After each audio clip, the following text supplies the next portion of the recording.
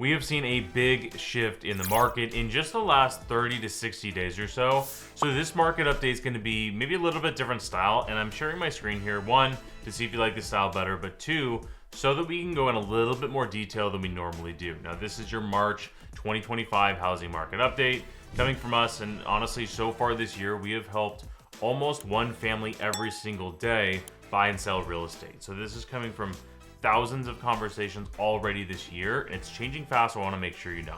So let's go ahead and dive right in. I've got my iPad here because I want to make it a little bit more visual for you. So put in the comments down below if you like this style.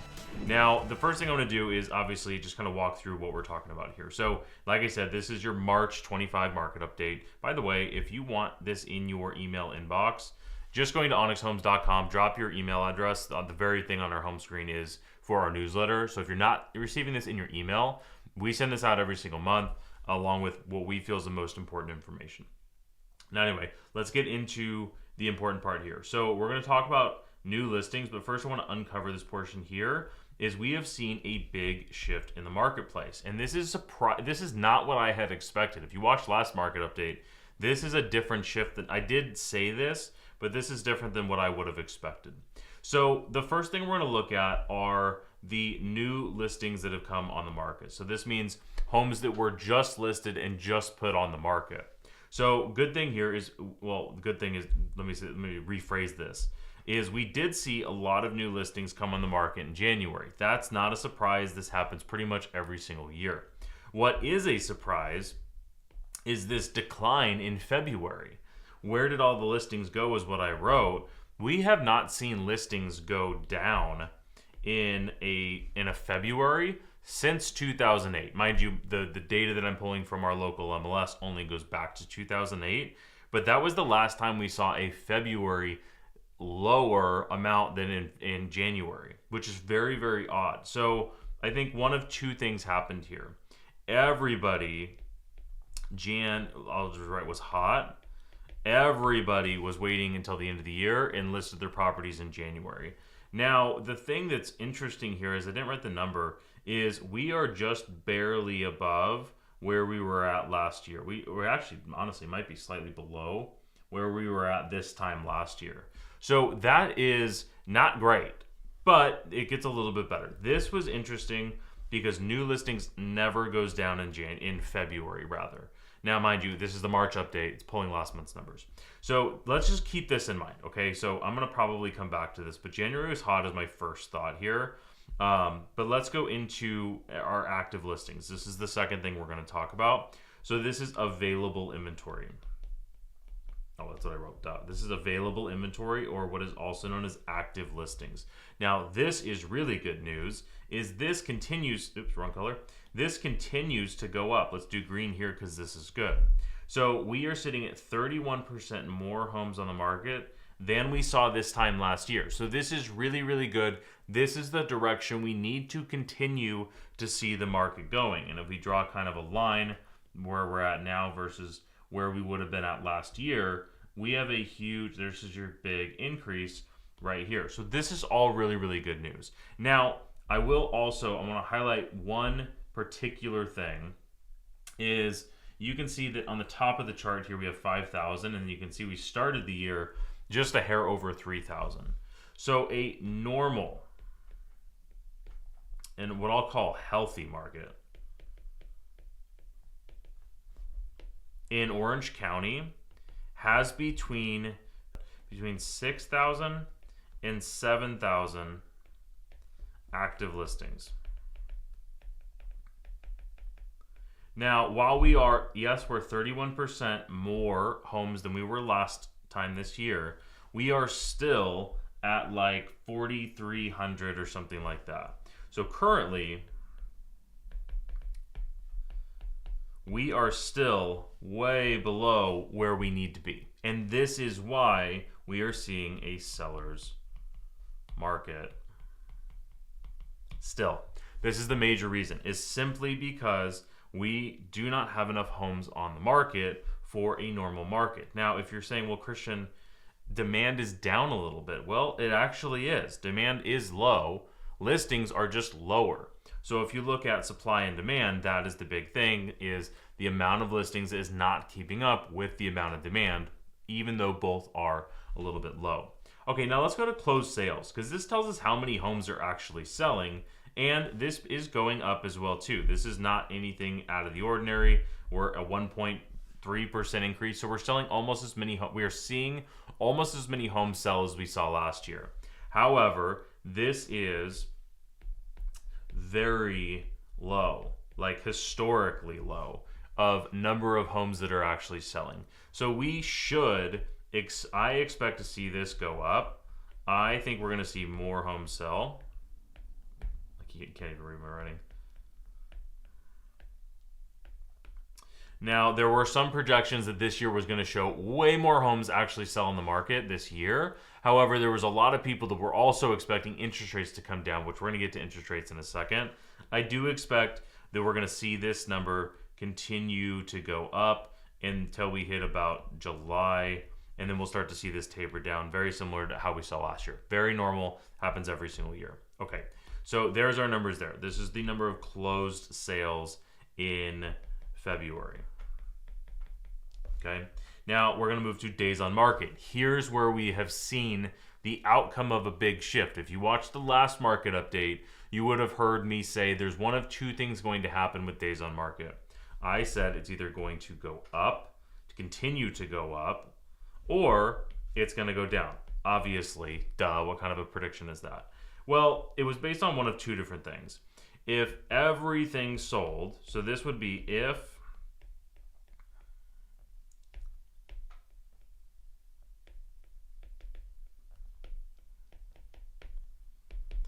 everything sold fast, days on market was going to go down. So this meant some of the existing homes that were sitting on the market would sell, and brand new listings would sell faster. Or if it were to go up, I would say only older, not only, you know what I mean, older listings would sell. And what ended up happening was this here. Everything is sold. Let me give a few different examples.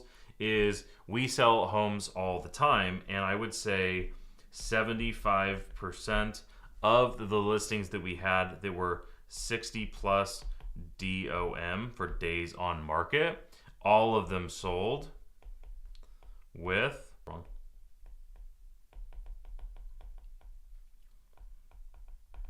multiple offers. All of them, or rather 75% of them. I think maybe one out of the four that we had that were sitting on the market did not sell here with multiple offers. Now, this is fascinating. So this is saying, wait a second, even the new inventory coming to the market was not enough to keep the buyer demand off. So this is showing us here that buyer demand is greater than supply. And let me go back up here. This going down is going to even lower supply. So when we go back to, right, so this was new listings that came on the market. Well, but thank goodness when we see available listings, I didn't mean to erase that. When we see available listings coming on the market, that actually is still going up. So the amount of available listings coming on the market did go up last month, even though we had less new listings than we would have expected come to the market. So this is kind of we're going to wait and see how this happens. But I will tell you, if this trend, where are we at? If this trend here continues, which is not going to go down, but like if we don't go up, right? What we really want to see this doing is we want to see it do this, right? We want to see it go like this through the rest of the year. But if it goes like this, we are likely to see available listings start to go down as well too, which we do not want to see that. Okay, I hope that made sense. And I want to make this visual to hopefully have it be a little bit easier to understand. So days on market is going way down. So we went from 25 down to 14 days on market. So it almost got cut in half. Now, 25 was already low, right? This is still a seller's market. This is a very hot seller market.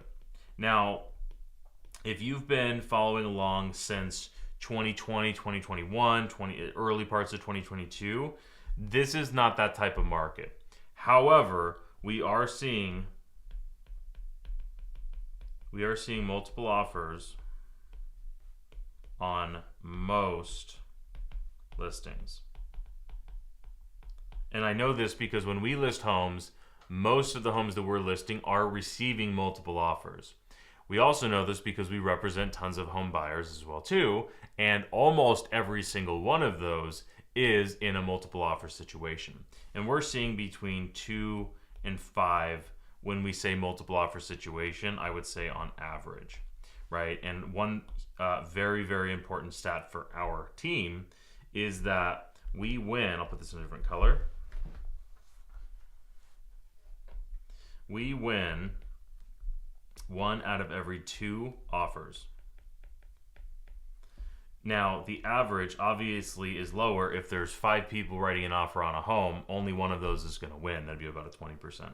We are winning our offers about a 50% rate. Okay, so what everybody wants to know, what at the end of the day, what happens to price? Well, so far, when we have supply is technically going up, which is good, we are seeing demand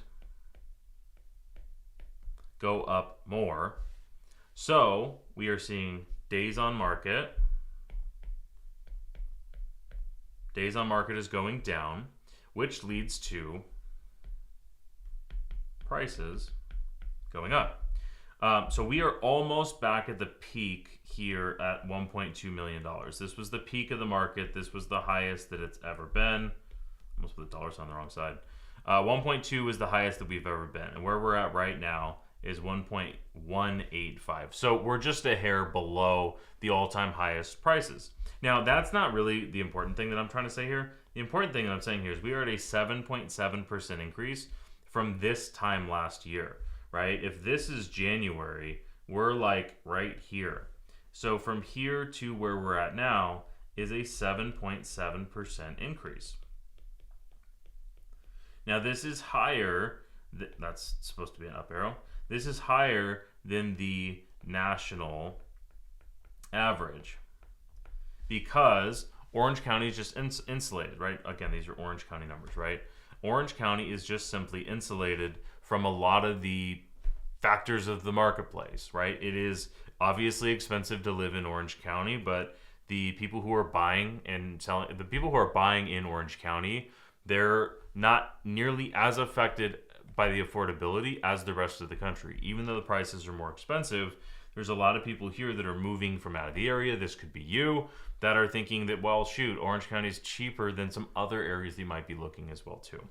So all of this said and done, home prices have increased 7.7% since the same time last year. So March of, I guess this would technically be February of 24 to Feb 25, 7.7% increase right here. So supply is actually going up. Demand is just going up more, which is causing days on market to go down, which is increasing prices. Now, we will expect to see this continue at least through July, meaning prices will continue to increase. The question is, how far above the 1.2 are we going to get? Because next month we're going to hit that 1.2 mark. I will guarantee that based on the market, what we're seeing in the marketplace right now. Now, for interest rates, we have actually seen a little bit of a relief. Now, this blue one here, I'll write in blue since this is blue here. This blue here is the 30-year and the green is a 15, right? If you're wondering why there's two numbers here. We've actually seen a pretty healthy decrease in rates over the last 30 days or so, right? So if we were talking about last 2 months, we've seen decreases in interest rates the last couple of months. Now, mind you, we're going from something like 7.25%. We've gone down to 6.75%. I looked yesterday and it was somewhere right around this ballpark. Now, these are not the rates that you're actually going to get. This is just if you Google interest rates on a 30-year fixed, what are you going to see? And this is just kind of a barometer. But basically what we are seeing is that it is going down, this is obviously what we want to see, which leads to this happening even more. Now, which is obviously going to lead to this happening even more, this happening even more, and it doesn't really affect supply. Other than there are tons and tons and tons of sellers who have been sitting on the sidelines, locked in a 3% rate. This might be you, and you want to make that move, but you just aren't swallowing that difference on interest rate. Well, guess what? More and more people are doing that. They're trading in the 3% interest rate on a house they don't love so much anymore for that upgrade, downsize, whatever it might be. Now, if you want a projection, I would not wait, is the short version. But I think by the end of the year, we're going to see maybe 6.5. So like marginally lower through the end of the year is kind of what I would be happy to see that for affordability. Now, if it gets lower than this, it'll just add even more pressure here, which I don't think is healthy for the market. But here's your summary. This is the big takeaway for everybody. If you are buying a home or selling a home, this is the same for everybody. So if you're a buyer, I'm going to speak to both parties here. This is the home that sells.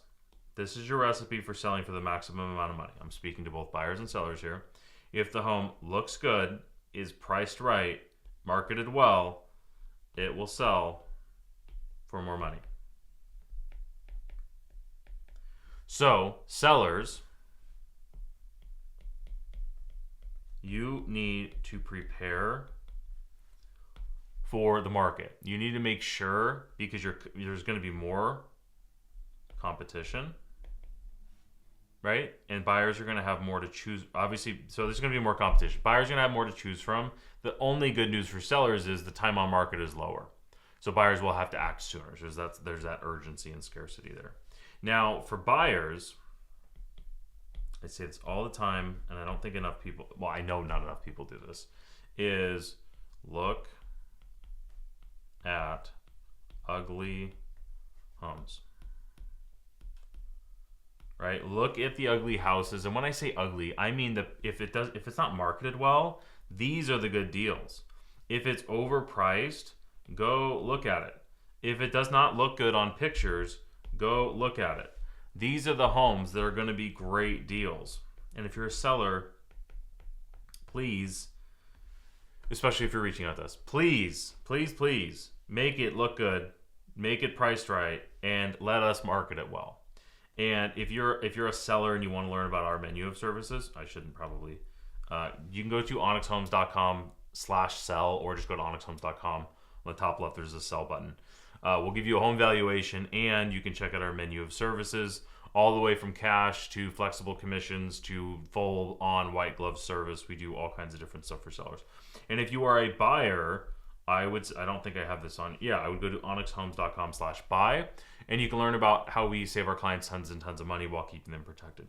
So again, if a home looks good, is priced right, and is marketed well, it will sell for more money, right? That you want to be the person that sells for more money, and you want to be the buyer that gets the great deal. And a huge part of that for buyers is just looking at ugly homes, because this does two things. Number one, it lets you see the market. So many home buyers right now, especially, are only looking at turnkey, beautiful homes, HGTV. And that's what all home buyers are seeing, all of the exact same homes, right? However, there's probably an extra 40%, that's ugly for, there's probably 40% more homes that are ugly. And you just need to go look at them. Not to buy them necessarily, but to be able to see the rest of the market. Now, the other thing that it does as well too is it keeps you in the market. And what I mean by that is our buyers that are able to take advantage of the market are comfortable and confident with the entire process, so they can jump when they see the opportunity.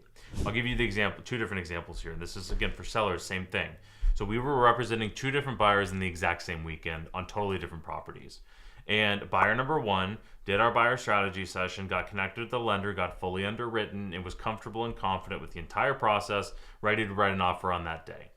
Buyer number two did our buyer strategy session, but drug her feet on getting fully underwritten with any lender, period. And I talked to several lenders, but didn't really go through the whole process, and was not comfortable and confident because they hadn't done the lending process. Both of them fell in love with the home on a weekend. And when it came to writing the offers and negotiating the deal, buyer number one, was able to write the deal that needed to get done and got into escrow and closed within 15 days. And this was a financed first-time home buyer with a relatively low for down payment. Buyer number two was not only missed out on a deal they could have had. We verbally negotiated a deal for them to have a house at $60,000 less than what the home actually ended up selling for, and they got a counter offer that they could have nailed in a deal in the evening. And then because they had to wait the entire next day to get their financing in order, another buyer came in that paid $60,000 more, so that if they actually would have chose to buy this home, it would have cost them almost $75,000, at least probably more, to buy the home. So just not being comfortable and confident made them, one, miss out on the home, and two, if they would have bought it, it would have cost them almost $100,000. And that, at the end of the day, is why you want to be prepared as a home buyer. And as we talked about, being prepared as a home seller, we need to do all of this looks good, price right, marketed well. All of that happens before the home actually hits the market. So if you found this interesting, found this helpful, I hope so. Like and subscribe to the channel. But also, if you want to work with our team of local experts to figure out how we can save you a ton of money or make you a ton of money for selling a home, go to allaboutoc.com and you can connect with me and my team of pros. By the way, we share exclusive off-market opportunities with our exclusive clients. So if you want to check that out, go to allaboutoc.com, learn more about our team, and I will see you in the next video.